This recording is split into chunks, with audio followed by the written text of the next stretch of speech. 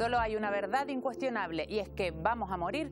Esta certeza ha atormentado a la humanidad a lo largo de la historia y el arte ha servido para reflejar este sufrimiento, pero también para intentar luchar contra ella, para rendirle honores y hasta para seducirla. Desde obras en las que se mezclan las cenizas del autor hasta intentos de volver inmortales a sus protagonistas, el arte ha jugado un papel fundamental en el intento de paliar los efectos de la muerte. Hoy nos acompaña una experta en descifrar estas temáticas en las obras artísticas. Es historiadora del arte especializada en la muerte en todas sus formas. En Canarias Escultura nos acercamos hoy al Día de Finaos con Cristo Gil para indagar en cómo la humanidad aborda el camino hacia el final de la vida desde el arte, con perspectivas que van desde el rechazo hasta el amor. El artista Alfred Kubin fue uno de los grandes dibujantes de su tiempo. Su vida estuvo marcada por la muerte temprana de su madre. La desolación y la tristeza le provocaron crisis depresivas y le costaba relacionarse con los demás. A pesar de todo, desarrolló una interesante creatividad tanto para la escritura como para el dibujo y autores como Franz Kafka o Hermann Hesse se convirtieron en admiradores de su obra. Destacó sobre todo por sus ilustraciones inquietantes, con seres ambiguos y criaturas cercanas a la muerte. Esas láminas reflejaron a la perfección publicaciones de autores como Edgar Allan Poe, Dostoyevsky o Eta Hoffmann. La película Nosferatu contiene escenografías basadas directamente en sus obras. La muerte, la maternidad o la sexualidad fueron su fuente de inspiración. Para algunos era un genio y para otros un degenerado. De hecho, en un relato sobre su vida, cuenta un episodio siniestro que le sucedió a la edad de 7 años. Mi primer amor, el más tierno y el más misterioso, tuvo por objeto una muerta. Yo no había cumplido los 7 años y aquella niña debía tener alrededor de 10. Allí, sobre una cama, yacía el cadáver, con su vestido blanco adornado con lentejuelas, flores y su rostro de una belleza inconcebible. Hasta su lugar de residencia, una casa del siglo XII que dibujó en más de una ocasión, tenía un aspecto un tanto lúgubre y funesto. Cristo Gil, eres doctora en Historia del Arte. Bienvenida a Canarias Escultura. Muchísimas gracias. Gracias por la invitación. Acabamos de escuchar un relato, algo que escribió Alfred Kubin en este libro, pues en la primera mitad del siglo XX. Exacto. Es un relato que puede parecer una historia de estas de finados, de Halloween, de Día de los Muertos, pero ¿tiene algo de real? Cuéntanos un poco. Pues sí, la verdad que, a ver, obviamente son parte de sus recuerdos de infancia y aunque pudiera tener algo de literatura, algo de invento, que no, la verdad que no lo sé, lo grabó así y así es como debemos de creerlo. Y es que no es descabellado, puesto que el personaje, el artista se las traía y era muy jocoso. Aparte, él es de esos artistas de finales del siglo XIX, principios del XX, que vivió siempre abrazado a la muerte de algún modo, porque a lo largo de su vida pues siempre tuvo experiencias que estaban ligadas, ¿no? a recoger cadáveres del río, que ayudaba al Señor, lo veía desde niño, a tener una calavera de verdad humana consigo, que no sabemos cómo la consiguió, bueno, lo narra en sus memorias. Y es muy curioso, ¿no? O sea, a veces, de algún modo siempre ha estado vinculado a la muerte, siempre muy cercano, pero de manera muy... Él lo cuenta de manera muy jocosa. Y entonces él lo relata con mucho humor, ¿no? Con ese carácter de humor negro, ¿no? que tiene. Entonces no me extraña que tenga una parte de literatura, puede ser, pero que sea una gran verdad, puesto que era algo muy común en la época. Basado en alguna experiencia de su infancia. Las ilustraciones de Alfred Kubin recrean un mundo fantástico y misterioso, lleno de sombras y habitado por criaturas monstruosas. Se le sitúa dentro de lo que se conoce como el expresionismo alemán y en el mundo del cine son innegables las referencias a su obra. Una de las más evidentes, sobre todo porque el propio director de las cintas, Friedrich Murnau, reconoció esta influencia, son las películas Nosferatu y Fausto. El director se inspiró en la composición y en la iluminación de planos establecidos en los dibujos de Kubin para algunas de las escenas. Precisamente, si algo define al cine expresionista alemán es su estética, con el uso de claroscuros y el juego que producen las sombras. Sin embargo, la obra de Kubin contiene también ejemplos del simbolismo y del surrealismo que se cree han podido servir de base a creaciones de directores como Almodóvar. En la cinta Hable con ella, por ejemplo, esta escena y esta otra de la película Átame recuerdan mucho a la lámina Salto Mortal del artista austriaco. Y seguro que Tim Burton también debió tener en el subconsciente la obra de Kubrick a la hora de crear algunos de los personajes de sus películas. Parecía difícil la relación, amor y muerte, humor y muerte también. Sí. Podemos colocarlo a lo mejor en uno de los extremos del amplio abanico Exacto. de las relaciones humanas con la muerte, de las que trataremos de hablar hoy, sobre todo en su expresión en el arte. Sí, exacto. Esto del amor y la muerte, ¿cómo lo podemos ver en otro tipo de expresiones artísticas? Hay mil maneras de tratarlo, porque es desde luego que la muerte ha fascinado siempre y siempre se vincula la muerte al amor y a la belleza como esa gran contradicción. La muerte todo lo pudre, todo lo convierte en la nada, ¿no? En lo que ya no existe. Entonces su contrapuesto sería el culmen de la belleza y la juventud, ¿no? Por eso siempre la iconografía de la doncella y la muerte abrazados, ¿no? Es como esa contradicción en vida. Y luego el carácter del amor lo podemos ver de mil maneras, ¿no? Pues obviamente a lo largo de la historia del arte, las pinturas, las esculturas y demás se han basado en obras de literatura y en mitología que narran estas historias de amor, ¿no? Me acuerdo de aquel dicho cuando se casa la gente que dicen amarse y respetarse hasta que la muerte los separe. Pues en este caso sería que ni la muerte los separa, ¿no? Y entonces hay un intento de traspasar ese umbral, ¿no? Que el amor sea más fuerte que la muerte, ¿no? Entonces hay historias pues de verdaderas que tienen sus tintes macabros, ¿no? Donde los personajes se enamoran, incluso sus amadas, cuanto más enferman y cuanto más cercanas están a la muerte, como que más les resulta atractivas y más irresistibles y más las quieren tener, ¿no? Estoy acordando de, por ejemplo, la literatura española, por ejemplo, de Valle Inclán, Sonata de Otoño, la famosa historia del Marqués de Bradomín con Concha, el personaje femenino de Concha, cuando está enfermo, que está muy, muy enfermo. Cuanto más cercana a la muerte, cuanto más pálida la tez, cuanto más características su cuerpo tenía cercano a lo que es la finitud de la vida, ¿no? Más enamorado se sentía de ella y con una pulsión fuertemente erótica, ¿no? El erotismo también va implícito ahí en todo eso. Y hay numerosas representaciones. En la iconografía, sobre todo del siglo XIX, tenemos numerosas tipologías, ¿no? Que hace la muerte atractiva. Por ejemplo, todo se nos viene a la mente pues, la muerte de Ofelia, ¿no? Del prerrafaelista Millet, que es como, digamos, la pintura paradigmática, que cada vez que alguien se quiera acercar a esta temática pues dentro del arte, pues la utiliza como digamos, un ejemplo paradigmático pues, para adentrarse, ¿no? En todo este tema. La muerte ha sido objeto de inspiración y hasta de deseo para artistas y creadores de todas las épocas. Y también para personajes de ficción, hasta para algunos muy conocidos. ¿Ustedes se acuerdan de Thanos, el de las películas de Marvel, el de los Vengadores, que hacía esto con el dedo Eso. Ah. Su objetivo era matar a la mitad del universo, porque consideraba que estaba superpoblado y que no había recursos para todos. Desde su punto de vista, era un ecologista en busca de un universo más sostenible. Sin embargo, el personaje en el que se basa, el del cómic, era más bien un legionario.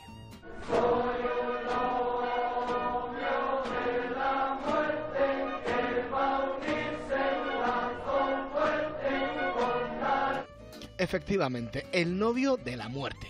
Ese es el Thanos, creado por Jim Starlin en 1973, un semidios que conoció a la personificación de la muerte y se enamoró perdidamente de ella. A partir de ahí, su principal motivación pasó a ser la de acabar con el mayor número de vidas posibles como ofrenda a su amada. Esta visión corrupta y enfermiza del amor, el amor por el fin de la vida, convertía al personaje en un sujeto trágico. Lo único que quería era alcanzar el amor de la muerte, pero la muerte no ama a nadie más que al resto. Porque si de algo podemos estar seguros, de hecho, de lo único de lo que podemos estar seguros, es de que la muerte nos quiere a todos por igual. La lucha contra el final de la vida ha sido una constante a lo largo de la historia de la humanidad y eso se ha ido plasmando e incluso utilizando el arte para intentar luchar contra ella. Sí, exacto. El arte, pues, la expresión artística también sirve, pues, cómo podemos luchar nosotros contra la muerte. Está claro que somos finitos, que en algún momento tenemos que morir. Entonces, la única manera de vencer a la muerte es a través del recuerdo. Y claro, el arte es un elemento maravilloso para plasmar nuestro recuerdo en vida y que nos recuerden, pues una vez fallecidos, pues a lo largo de la historia, ¿no? Los grandes, pues están los recuerdos a lo grande que diríamos, ¿no? Pues a través de los reyes, los condotieros, los señores de la guerra y demás, a lo largo de la historia, pues se han hecho pues estatuas conmemorativas y demás para que se recuerde su gesta, se recuerde su memoria como, pues bueno, ¿no? Con ese carácter épico que tuvieron en existencia, ¿no? En vida. Y bueno, y también lo tenemos a nivel privado, ¿no? Los retratos que se hacen a lo largo de la historia del arte también tienen una connotación de querer sobrevivir a la muerte, ¿no? A través del recuerdo, y qué mejor que dejar una plasmación artística. Me estoy acordando también, por ejemplo, esa costumbre que tenían los romanos de coger las máscaras a los fallecidos para tener la efigie del rostro, ¿no? Y eso es algo que se continuó a lo largo del tiempo también. Incluso en el siglo XX algo se ha hecho al respecto, ¿no? Incluso recuerdo también, por ejemplo, a la reina Victoria, cuando murió el príncipe Alberto, pues ella mandó a hacer las efigies, creo recordar, de sus manos para tenerlas en recuerdo, ¿no? La reina estaba en eterno luto, ¿no? Todos tenemos el retrato de la reina vestida de negro y todo ese recuerdo, o sea, utilizar el arte pues para dejar un recuerdo, ¿no? De los que están vivos. La era de la tecnología permite cosas como esta, disfrutar de un concierto sin que sobre el escenario estén presentes los artistas reales. En 2014, durante la gala de los premios Billboard, los fans de Michael Jackson se sorprendieron al ver a su ídolo fallecido 5 años antes cantando y bailando en directo.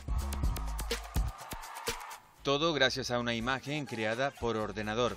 Una vez abierta la veda y con poca oposición a estas prácticas, apenas unas voces en contra, productoras y empresas de la música se han apuntado al carro de resucitar a sus estrellas. En 2017, un holograma del cantante Ronnie James Dio, fallecido en 2010, estuvo de gira con su banda. Una tecnología que se está extendiendo incluso entre los vivos, como demostró ABBA con este espectáculo que presentaron en verano.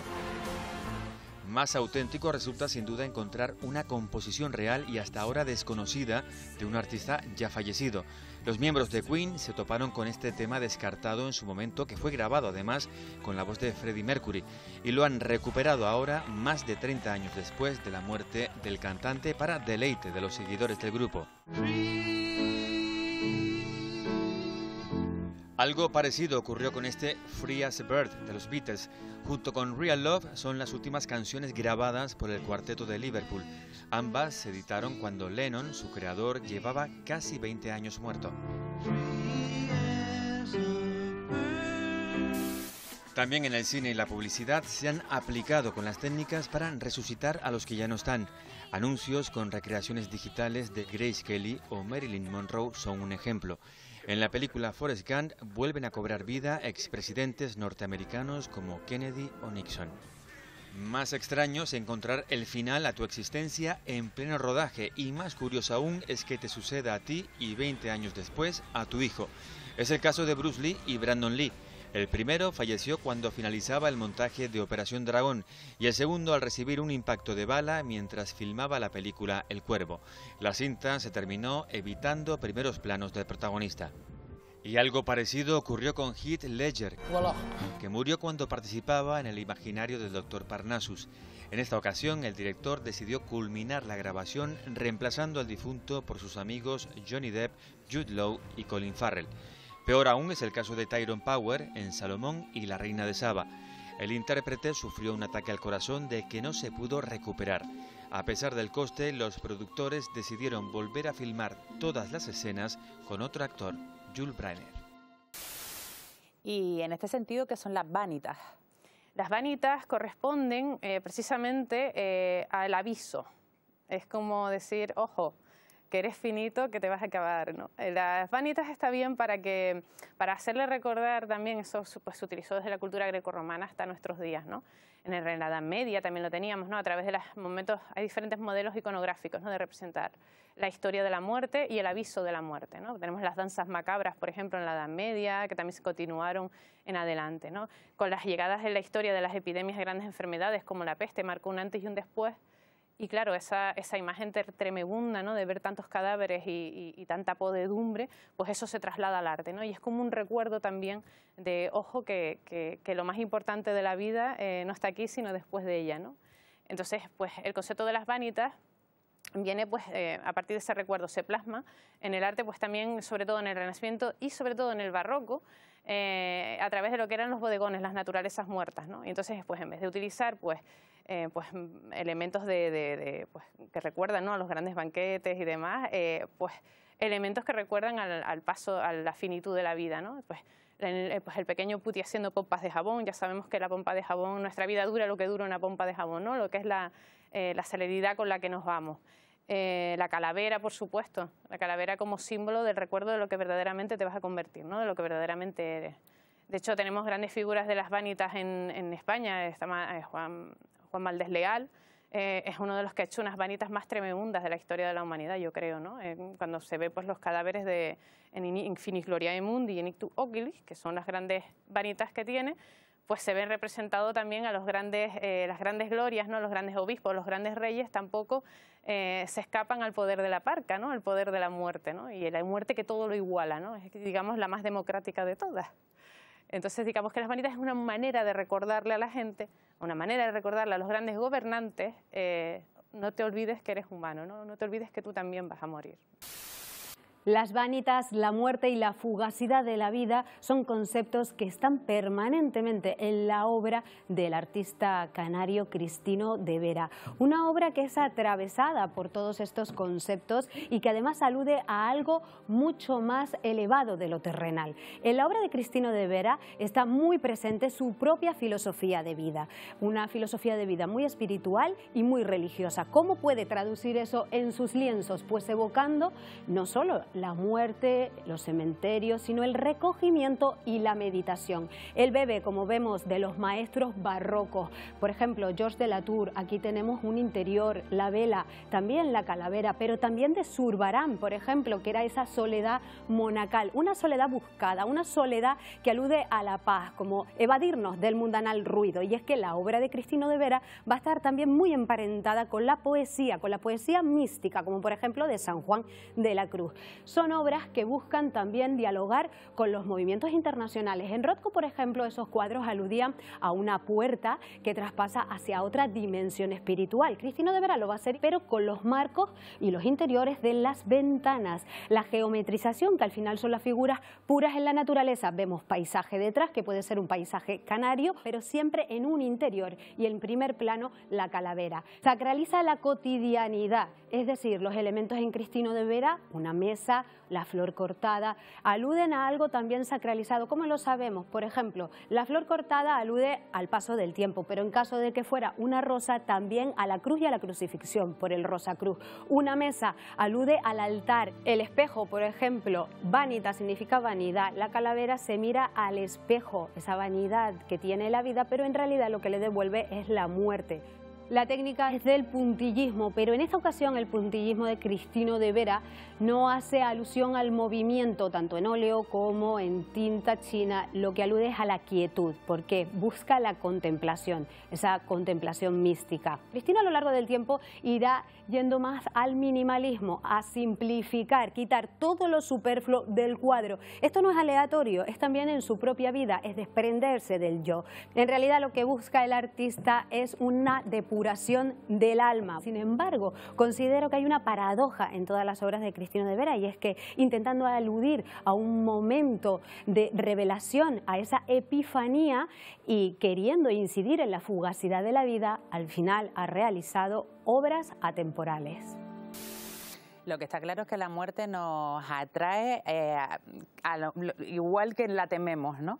Esto ha creado muchas polémicas también en la forma en la que el ser humano expresa estos sentimientos hacia la muerte y cómo lo plasma en el arte. Ha creado muchas polémicas. ¿Recuerdas así alguna que sea especialmente destacable? Hay muchísimas polémicas con el arte. Por ejemplo, recuerdo hace poco, pues, recordar unos escritos, pues, por ejemplo, en Estados Unidos, hay un calendario, se hizo un calendario, una famosa funeraria, la funeraria Chambers, de William Chambers. Pues es algo más común en Estados Unidos que en Europa, la técnica del embalsamamiento, ¿no?, de nuestros seres queridos, ¿no?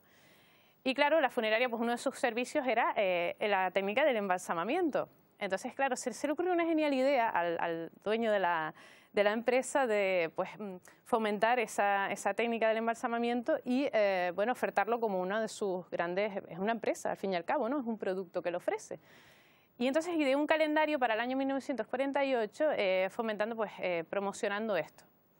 ¿Qué pasó? Pues que hubo una polémica, porque realmente lo que formaba, lo que se aparecía en el calendario era pues una bella joven desnuda, bueno, que parece muerta, muerta no muerta, porque realmente está de pie, tocando con un piececito, pues tocando el agua, que puede ser la laguna Estigia, ¿no? La laguna del olvido, se acerca a los muertos, y se presenta desnuda, pero realmente no está embalsamada, no es una Laura Palmer, que decirlo de alguna manera, ¿no? No era macabro, era pues bueno, una imagen idílica, utilizando otra vez esa iconografía de la mujer bella y joven como una contradicción, ¿no? Como impacta muchísimo más y atrae más, ¿no? La muerte que atrae, ¿no? De algún modo te la hace atractiva.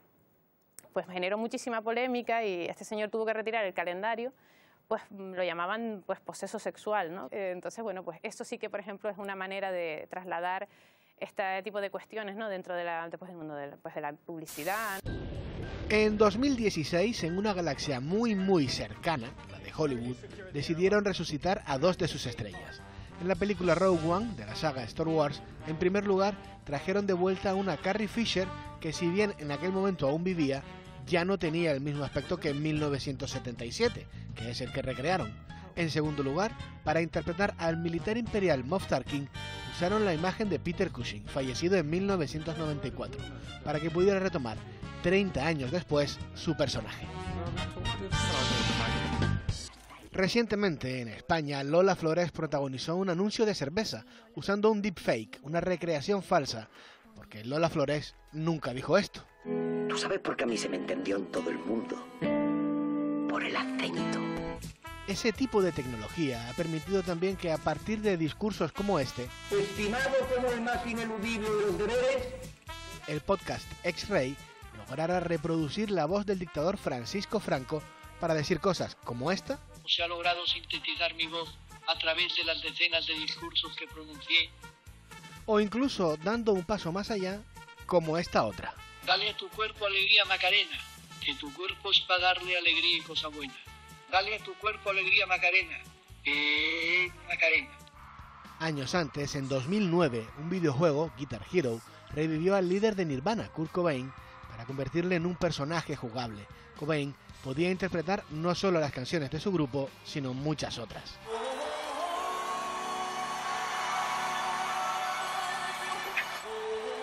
Kurt Cobain se había mostrado en vida abiertamente contrario a los excesos del capitalismo, como el que acabó protagonizando después de muerto. Franco nunca cantó la Macarena. Lola Flores jamás dijo que su acento le abriera las puertas de ningún sitio. Peter Cushing no grabó estas escenas. La tecnología permite que los muertos hagan lo que ni hicieron ni tal vez hubieran hecho en vida. La pregunta ética queda flotando. ¿Solo porque se pueda hacer algo, se debe hacer ese algo?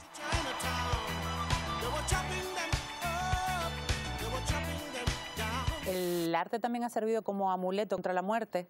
Hombre, hay muchísimas expresiones artísticas y de artes menores también, como la joyería y demás, que se han utilizado pues para como coger alguna parte de nuestro ser querido fallecido, ¿no? Y llevarlo de recuerdo como nosotros, como una reliquia, como un amuleto. Incluso tiene ese carácter espiritual, ¿no? Tiene un carácter que incluso roza lo sagrado, por decirlo de algún modo.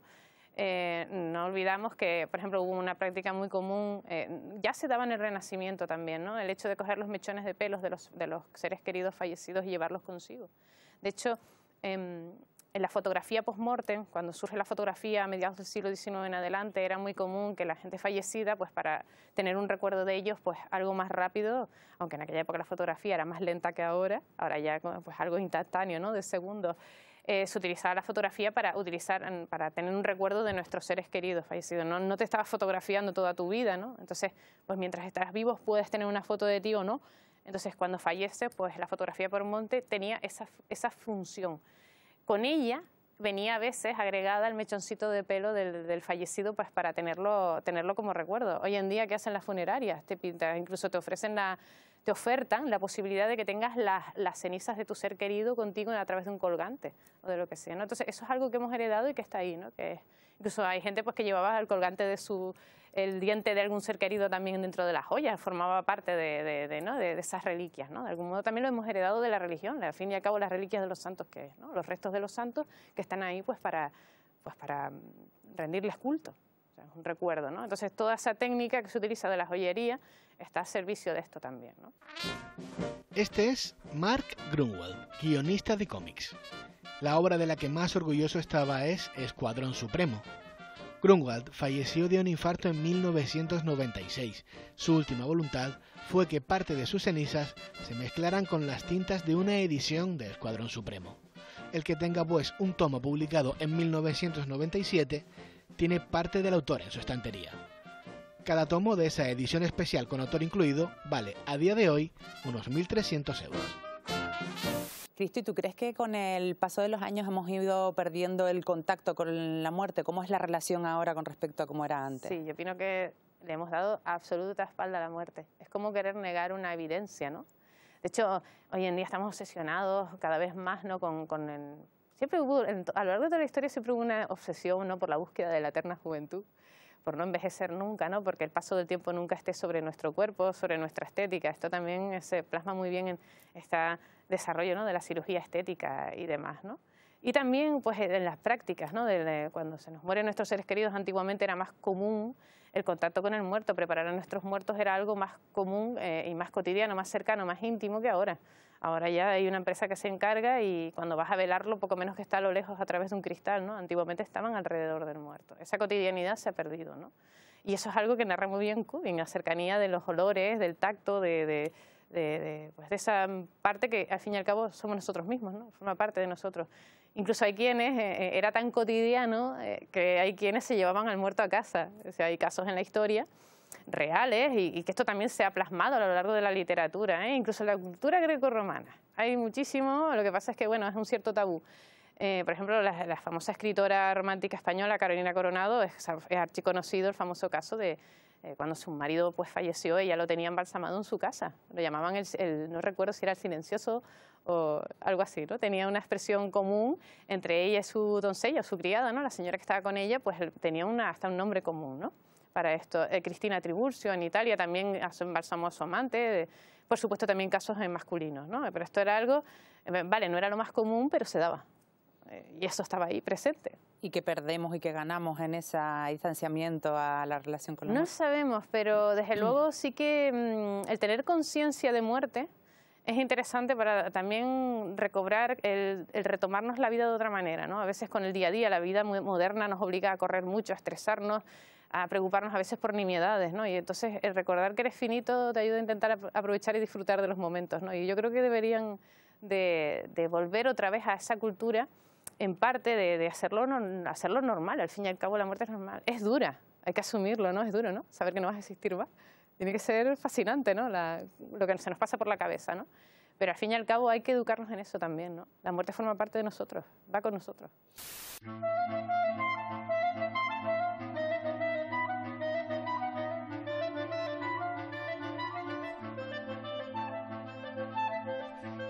Hoy tengo la coartada perfecta para hablar de este libro de microrrelatos estupendo, Ajuar funerario de Fernando Iwasaki. El título viene a cuento porque todos los relatos que contiene tratan sobre la muerte y sobre la vida de ultratumba, con mucho humor negro, pero también intentando provocarnos un escalofrío a la vuelta de cada página.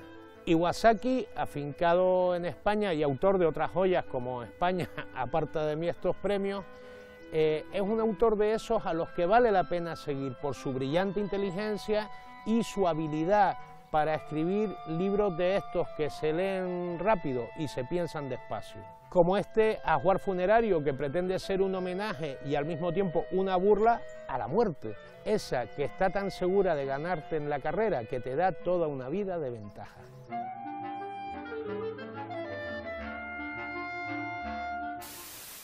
También es verdad que cambia mucho según la cultura, no tiene nada que ver cómo es un rito funerario en España, a cómo se vive en México, por ejemplo, donde no tiene nada que ver. Exacto, es una actitud totalmente positiva. En Europa siempre hemos heredado el carácter del luto como algo negativo, ¿no? Como el ser querido que ya no vuelve, que ya no va a estar conmigo. Siempre se ve como algo negativo, ¿no? Como que la parca cuando se lo lleva a todos como que desaparece y ya no lo... sin embargo, en otras culturas sí es cierto que lo ven como una celebración. De hecho, como que lo mejor que te puede pasar es la muerte. La muerte a veces tiene... hay representaciones que la muerte es algo positivo, ¿no? Que viene a ti, te abraza y por fin te calma de las dolencias y te calma de un sufrimiento, ¿no? O sea, que puede ser algo positivo en otras culturas. Lo único que nosotros sí es verdad que lo hemos heredado como algo, como un tránsito, y como no sabemos lo que va a haber después, si eres creyente, pues pasarás por el famoso juicio de las postrimerías, ¿no? Si ha sido bueno o ha sido malo. Y pues bueno, te quemarás en el infierno o no, estarás en el, ¿no? Esa famosa historia maniquea. Si no eres creyente, pues no se sabe, ¿no? Entonces, pues bueno, está ahí, lo tenemos, lo único que sí. En otras culturas, desde luego, lo tienen de una manera mucho más sana y mucho más cercana y positiva. Bueno, intentamos lidiar con la muerte como se puede, así ha sido a lo largo de la historia y en todas las culturas. Hemos intentado hacer un pequeño retrato de esta relación entre el ser humano y la muerte, y te agradecemos muchísimo que nos hayas ayudado en esta tarea. Y nada, muchas gracias por acompañarnos hoy en Canarias Cultura. Gracias a ustedes, encantada.